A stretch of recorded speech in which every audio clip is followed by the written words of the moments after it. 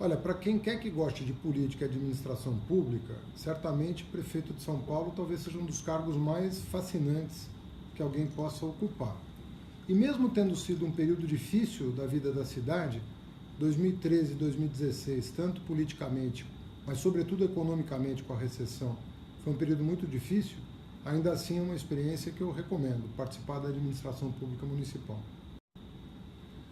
Olha, sinceramente, eu acho que eu mudei a vida de muita gente, né? Só pelo ProUni, são mais de 2 milhões de pobres e negros que não teriam oportunidade de fazer faculdade se não fosse esse programa. Mas eu poderia citar para você Fundeb, Piso Nacional do Magistério, que afetou a vida de mais de 1 milhão de professores, Caminho da Escola, que foi trocar pau de arara por ônibus escolar padronizado, que afetou a vida de 1 milhão de estudantes, a quantidade de creches que eu inaugurei no Brasil como ministro e na cidade de São Paulo como prefeito. Bom, eu poderia passar uma tarde aqui falando da vida das pessoas que de alguma maneira, né, eu toquei. E me orgulha muito ter feito isso. Podia ter feito mais, gostaria de ter feito mais, mas eu dei o melhor de mim. Olha, Mariana, eu concordo com você, né? Tem muita intolerância, muita desigualdade no mundo, e isso causa uma certa angústia. Mas se você lembrar para a história recente, lembrar da história recente do mundo, você vai ver que no século XX, até no mundo desenvolvido, nós passamos por experiências ainda mais traumáticas, mais dramáticas do que essas todas que nós estamos experimentando. Mas pensa um pouco, com tudo que a gente conhece, né, de tecnologia, será que a política não pode fazer mais pela humanidade? Será que se a gente se colocar de peito aberto, com mais generosidade, a gente não consegue encontrar caminhos para resolver os principais problemas do mundo hoje? Acho que as soluções estão à mão, né? Basta mudar o humor das pessoas em torno da política para voltar a ter esperança. Irenilson, ainda tem muita água para rolar. Eu acho que o campo progressista vai se rearticular. Não sei se em torno de uma candidatura ou mais de uma, mas o mais importante é o fato de que tem que se resgatar o respeito entre as partes para nós nos reapresentarmos ao país, resgatando um projeto que estava dando certo. E como você bem notou, esse golpe colocou a pique, né? Então é resgatar um Brasil que dava certo, que deu certo, já está demonstrado isso e que está muito fresco na memória das pessoas. Olha, o que falta, na verdade, é a população ter certeza de que tirar o Temer vai melhorar. Porque eu acho que se as pessoas imaginassem que tirando o Temer pudesse escolher o presidente, talvez a história fosse outra. Mas como a Constituição prevê uma eleição indireta, as pessoas ficam muito apreensivas, né? Porque a situação pode piorar ainda mais. Então, à medida que vai se aproximando a eleição de 2018, as pessoas tendem a focar mais o calendário estabelecido pela Constituição. Agora, se o Congresso tiver juízo, afasta e autoriza a investigação, que está mais do que justificada pelas evidências colhidas até aqui pelo Ministério Público. Olha, eu acho que é difícil responsabilizar uma pessoa pelo que está acontecendo no Brasil, mas o que eu acho é que a maneira como a classe política se comportou depois da reeleição da Dilma, explica o desemprego, a falta de perspectiva. Nós não respeitamos as regras do jogo. Isso é muito grave. Porque se a Dilma errou, ela tinha 4 anos para se corrigir. Eu vou lembrar você que o Fernando Henrique errou, né, no primeiro mandato. E dia 13 de janeiro de 1999 ficou claro que ele tinha errado.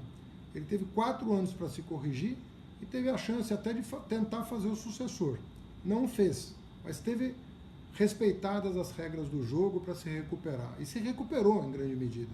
Então eu acho que a gente colocou a democracia a perder a partir de uma perspectiva menor, de sentimentos menores. Olha, eu não acho que existe uma política lulista de 2007 a 2014.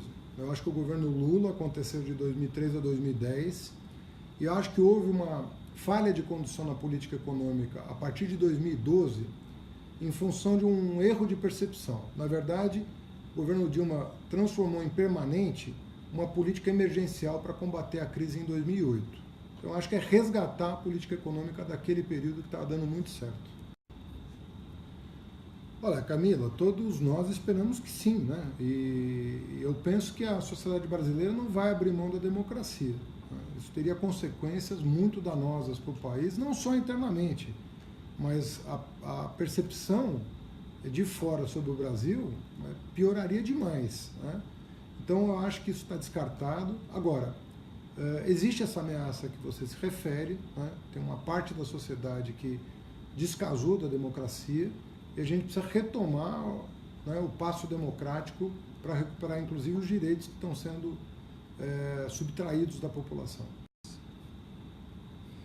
Olha, Márcio, eu estou tirando 2017 para organizar um pouco da minha vida, né, depois de 16 anos de vida pública, e também para estudar um pouco. Eu estou estudando bastante economia, estou estudando bastante política, porque eu acho que o desafio para 2018 exige uma reflexão aprofundada sobre o que está acontecendo no mundo e no Brasil. Então, estou dedicado a isso. Vamos ver o que 2018 reserva. Olha, o meu partido trabalha com a possibilidade concreta da candidatura a Lula, né? E não está discutindo nenhuma alternativa a isso nesse momento, né? Tem feito muitas reuniões com juristas, com os advogados que o defendem, e estão muito confiantes no resultado final de registro da sua candidatura. Então, eu tenho muito apreço pelo Ciro, né? Me honra ele citar meu nome da maneira como vem fazendo. Foi meu colega de ministério, foi um bom governador. Enfim, desejo muita sorte para ele. Mas o PT está em outra direção nesse momento.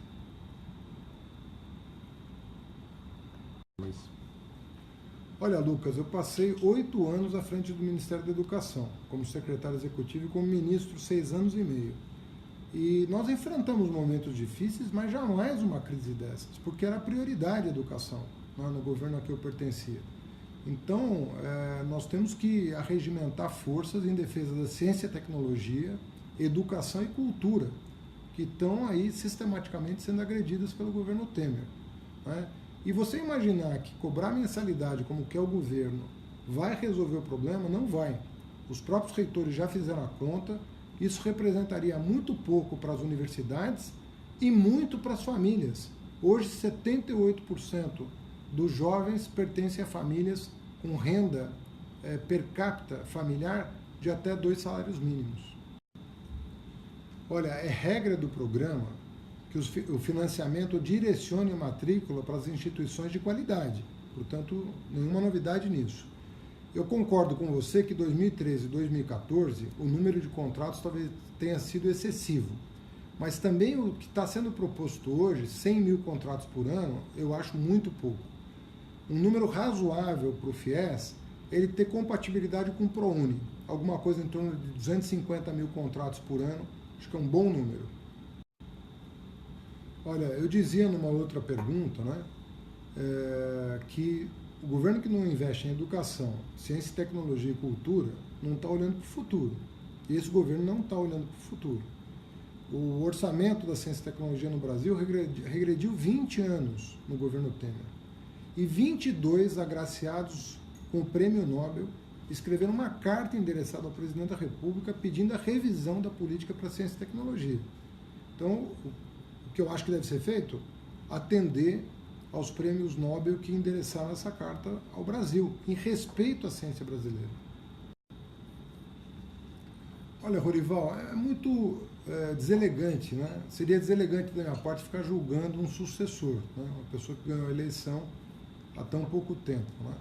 Eu fiz a melhor transição que eu pude fazer para dar as melhores condições para ele começar dia 1º de janeiro governando. As pessoas que acompanharam a transição celebraram a maneira civilizada como ela se deu, mas enfim, obviamente que tem uma visão de cidade diferente da minha, eu estaria mentindo se eu não dissesse isso, e portanto essas visões diferentes de cidade acabam provocando uma reflexão nas pessoas sobre o futuro de São Paulo, né? Eu espero que as pessoas consigam perceber a diferença e consigam julgar melhor agora, né, com os ânimos menos aflorados, julgar as decisões que eu tomei.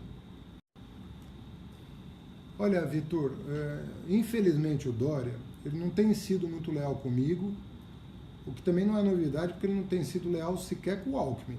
Então eu acho que lealdade é uma coisa que ele deveria aprender.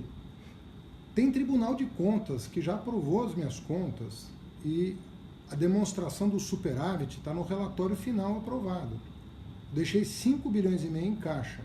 Desses 5 bilhões e meio, 2 bilhões e 200 comprometidos e 3 bilhões e 300 de superávit, sendo 300 milhões livres para ele fazer o que ele quisesse no dia 2 de janeiro de 2017.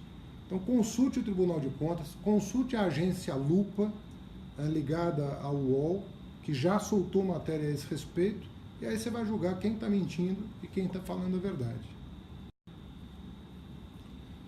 Olha, infelizmente a atual gestão ela tem sido marcada pela descontinuidade de políticas públicas, o que é um atraso de vida em qualquer lugar do mundo, né? Se você quer julgar se um governante é moderno ou não, verifica se ele dá ou não continuidade a políticas públicas exitosas. E o Dória é um prefeito da desconstrução, né? Desconstruiu a política que tinha sido feita junto com o governo do estado na região e, na minha opinião, a situação lá piorou bastante, sobretudo para a população em situação de rua. Olha, nós temos um plano nacional de mobilidade urbana, que é uma lei inspirada nos melhores documentos internacionais sobre a matéria. Tem que cumprir a lei. E o que a lei diz? Prioridade para o transporte ativo, que significa pedestre e ciclista. Em segundo lugar, o transporte público. Depois o transporte de cargas. E no final, o transporte individual motorizado. E agora tem os aplicativos e tudo mais. Essa é a hierarquia estabelecida em qualquer país civilizado do mundo. Então nós temos que seguir essa orientação. Nós vínhamos muito bem, né, até o ano passado, fomos premiados internacionalmente pelo Plano de Mobilidade na cidade de São Paulo. Tem havido também aqui uma certa descontinuidade, o índice de reclamação está aumentando, mas eu penso que nós podemos retomar, né, o bom caminho da mobilidade urbana. Olha, por incrível que pareça, as ciclovias foram adotadas em geral por prefeitos conservadores. Macri na Argentina, lá em Buenos Aires, quando prefeito, Peñalosa em Bogotá, Bloomberg em Nova York, são prefeitos liberais, até conservadores em alguns casos, e que adotaram políticas avançadas de mobilidade urbana. Portanto, não há essa correlação. Segundo, 68% dos paulistanos aprovam as ciclovias. Então não é verdade que há uma indisposição do paulistano com esse modal, né, de transporte. Agora, eu lamento o que está acontecendo, né? Aumentou 75% o número de mortes na cidade de São Paulo esse ano, porque você está dando sinais trocados. Você fala acelera de um lado e pede prudência do outro. Essas duas coisas não combinam. Fernando, na eleição de 2012, eu prometi duplicar em Mboimirim. Eu entreguei uma avenida nova, paralela a Mboimirim, chamada Luiz Guxiquem, de 3 quilômetros, que aliviou bastante o trânsito na região.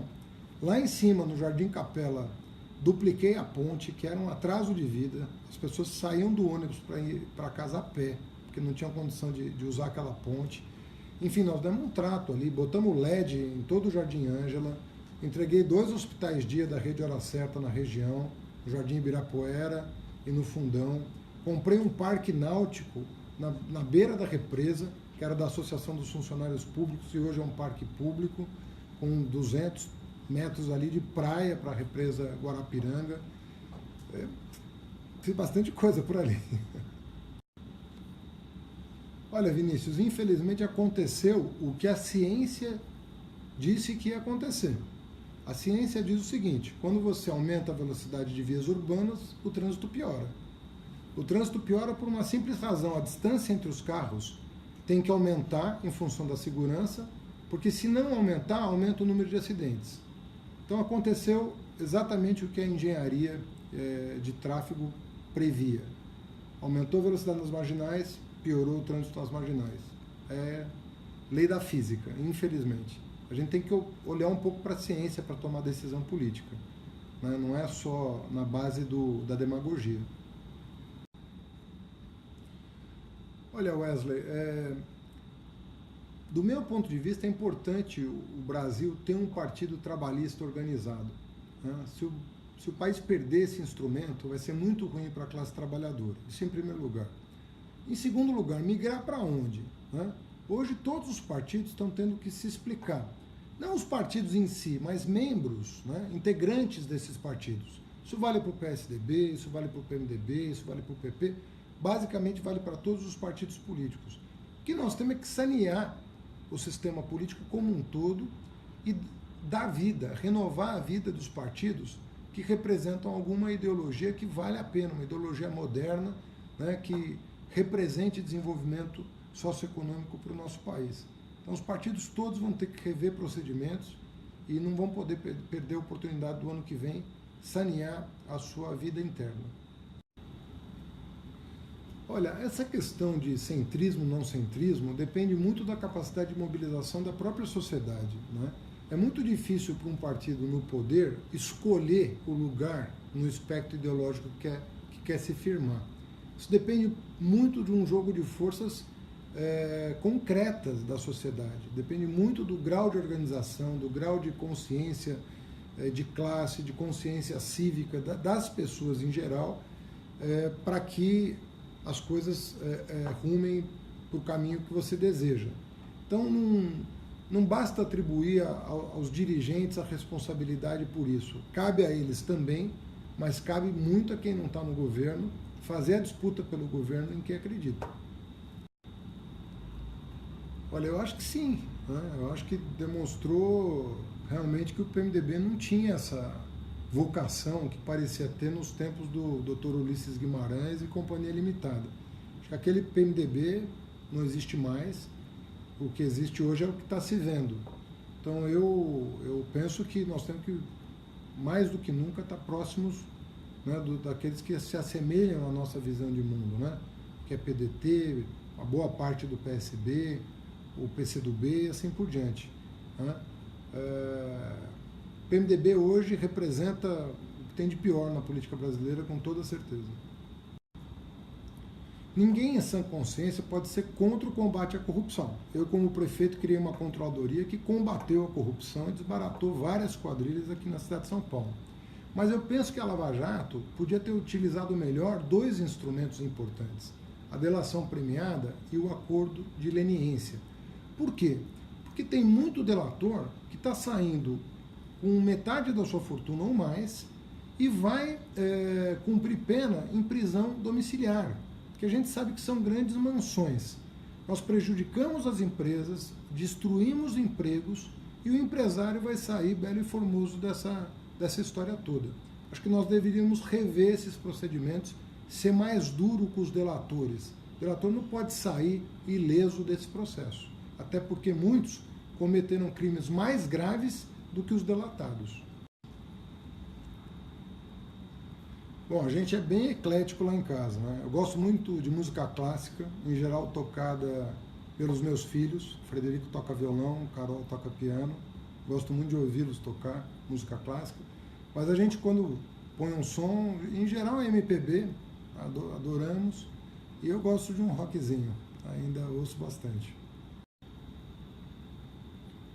Bom, o meu recadinho, Mariana, vai para o Alberto Goldman. Depois de amanhã, ele faz 80 anos. Uma bela idade. Parabéns, governador.